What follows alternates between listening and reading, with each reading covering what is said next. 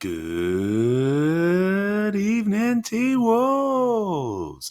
Mr. Quentin here, wanting to talk to you about what we are doing for Tuesday, October 20th, 2020. So as you know, we've been talking about how we can modify our environment and how modification of our environment is the exact opposite of adaptation to the environment. Remember, when we talk about adaptation of the environment, we talk about ways that we adapt to our physical environment, chiefly so that we can survive in it, so that we can function. And with modification, we are actually creating human geography because we are now changing our environment to suit our needs. One of the biggest ways that we can change our environment is through mining. And while some of us may have had a chance to talk about it, just in case you don't remember or you didn't get a chance to talk about it yet, why don't you take a moment and think about all of the different ways that you can mine for something? We can go into an existing cave. We can blow up the sides of mountains. We can dig into the ground. We can look for all sorts of different minerals. We can search for precious metals. We can look for gems. All of these kinds of things that make our lives better in ways that we deem fit. Diamonds for jewelry, gold and precious metals for their aesthetic effects. Also, things like gold for our circuitry that goes into our computers and into our smartphones. The way that we dig for oil and develop new ways of getting oil so that we can convert that into plastic that would be in our phone cases or that would be on our Chromebook cases or actually in the circuit boards themselves. Lots of different ways that we look for things. We look for iron ore and the like to help make, and bronze to help make steel so that we can have things like cars and big skyscrapers. So we have lots of different reasons that we do mining. And we do also mine for fossil fuels, which we use in a lot of our vehicles, that also have a tendency to do things that help not just help us with the way that we modify our environment to suit our needs and live comfortable lives for the most part, but can also have other side effects like pollution. Think about the way that mining can really cause pollution. Look at the way we choose to mine for things and think about, are they creating physical pull factors, physical push factors? What about the jobs that mining creates? Would that then become a human pull factor? What about the pollution? Does that then become a push factor? What about the idea that those are human or physical push factors? There's a lot to consider when you think about mining. One aspect of mining that's been really big for the past couple hundred years or so has been the idea that we mine for coal. Coal has definitely been used for a lot of different things. It's been used to create steam for steam engines. It's been used to heat homes. We use a version of coal at a lot of the barbecues and stuff that we have with charcoal. Not quite the exact same thing, but still a byproduct that we still use even to this day. And so there was a video that we watched here in class, providing, of course, we don't have the same thing that happened to us yesterday with the no internet aspect.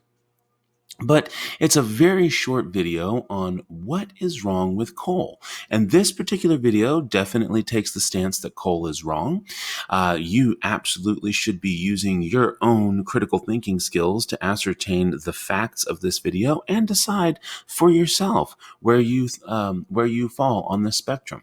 But as you can see, the video is only about 2 minutes long. So make sure you take a few minutes, make sure you take those 2 minutes and watch that video, because it does lead directly into our raft writing assignment. Ladies and gentlemen, if you haven't figured it out yet, a raft is just the style with which we are approaching our writing assignment for today. So you'll notice that it does say that after viewing the video on coal, please follow the instructions in the assignment. So let's take a look at that assignment. It is a raft on coal. So you are going to need to try and time yourself as best as you can. They have lots lots of online timers that you can Google for. You can even do it in YouTube and find timers on YouTube. So you're going to take 7 minutes to write a raft on the negative effects of coal. You should strive to write as many complete and complex sentences as possible, but there really should be a minimum of 4. That is nearly 2 minutes per sentence, which really is a great deal of time to write a fantastic sentence. Now, raft. No, you're not getting in a raft and going out to sea. Raft breaks down as follows. You will see here that the R is for the role you will play. You are a miner. Miner. Get it? A miner, because you work in a mine and you're underage. Yes, that's right, folks. Mr. Quentin is lame, even in this wonderful, wonderful way that we do things. Yes, the A is for the audience that you're going to be communicating with. In this particular instance, you're going to be communicating with the Environmental Protection Agency. F is the format your communication will take. In this case, you're going to be writing a protest letter. And T is the topic you will discuss. Why we should stop modifying our environment through mining. So you absolutely can add all your sentences to this document. You can edit this as much as you need to be able to complete this. You can also use the sentence stems that are provided, but you do not have to. Note, you're only getting 2 of those sentence stems this time. I'm expecting at least 4 sentences, preferably more. Remember, this is a letter. So your letter needs to have a proper heading, right? To whom it may concern. It should have a sincerely at the end and a name, as like you would sign a letter. Probably might need a date. So you'll notice that this is also here in Spanish. For any of my friends who might need it, you have all of the same instructions. If you are a pre-AP or GT class, you do have this extension that is in bold and red and italicized. Instead of explaining why coal is bad, this time you instead are going to give reasons that we should continue to mine for coal. You're playing what's called devil's advocate. Again, this is something that is designed to extend the idea of what we're discussing and provide a different way. You do not have to agree with this position if you do not wish to. It is just a way to extend this discussion and get your brain thinking in a different way. So if we come down here, we'll take a look. Perhaps you might choose to write today's date, 10/20/2020, and then to whom, let's see here, we'll scroll down, there we go, to whom it may concern. Dear Sir or Madam of the Environmental Protection Agency, I am writing this letter today to inform you of the shocking news I discovered about coal and the mining of this mineral. There are many issues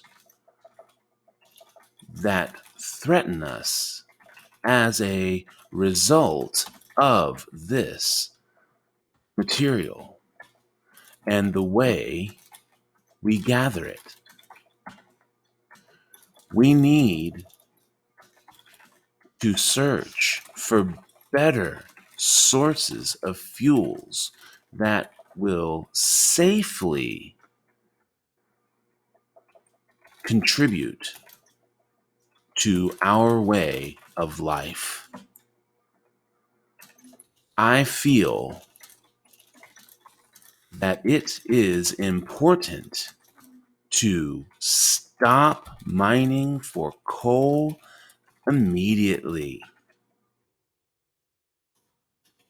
Please tell me how you plan to address this awful situation.